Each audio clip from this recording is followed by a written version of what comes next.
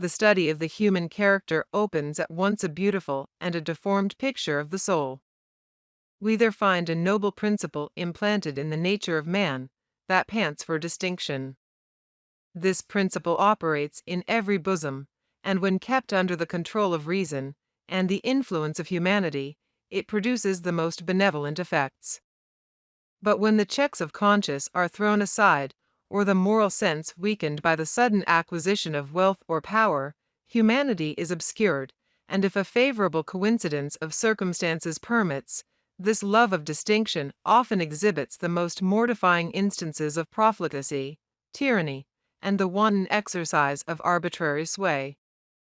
Thus, when we look over the theatre of human action, scrutinize the windings of the heart, and survey the transactions of man from the earliest to the present period, it must be acknowledged that ambition and avarice are the leading springs which generally actuate the restless mind. From these primary sources of corruption have arisen all the rapine and confusion, the depredation and ruin, that have spread distress over the face of the earth from the days of Nimrod to Caesar, and from Caesar to an arbitrary prince of the House of Brunswick. The indulgence of these turbulent passions has depopulated cities, laid waste the finest territories, and turned the beauty and harmony of the lower creation into an aceldama. Yet candor must bear honorable testimony to many signal instances of disinterested merit among the children of men.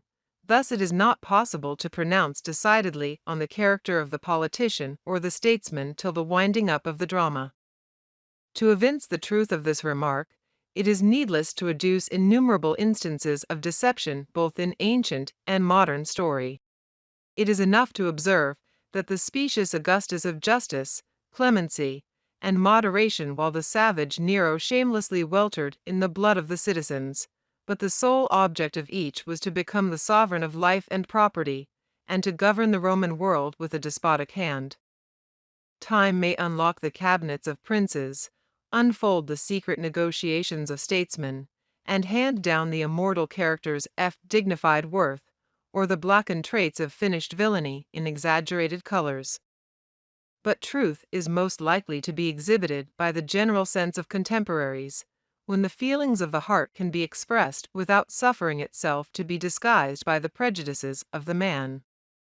Yet it is not easy to convey to posterity a just idea of the embarrassed situation of the Western world, previous to the rupture with Britain, the dismemberment of the empire, and the loss of the most industrious, flourishing, and perhaps virtuous colonies ever planted by the hand of man.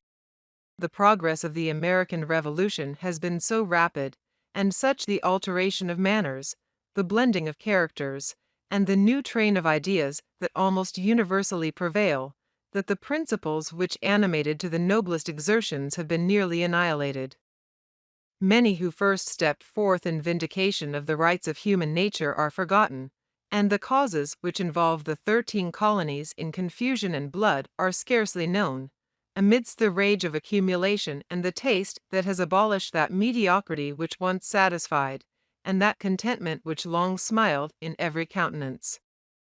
Luxury, the companion of young acquired wealth, is usually the consequence of opposition to, or close connection with, opulent commercial states. Thus the hurry of spirits, that ever attends the eager pursuit of fortune and a passion for splendid enjoyment, leads to forgetfulness, and thus the inhabitants of America cease to look back with due gratitude and respect on the fortitude and virtue of their ancestors, who, through difficulties almost insurmountable, planted them in happy soil. But the historian and the philosopher will ever venerate the memory of those pious and independent gentlemen, who, after suffering innumerable impositions, restrictions, and penalties, less for political than theological opinions, left England, not as adventurers for wealth or fame, but for the quiet enjoyment of religion and liberty. The love of domination and an uncontrolled lust of arbitrary power have prevailed among all nations, and perhaps in proportion to the degrees of civilization. They have been equally conspicuous in the decline of Roman virtue, and in the dark pages of British story. It was these principles that overturned that ancient republic. It was these principles that frequently involved England in civil feuds.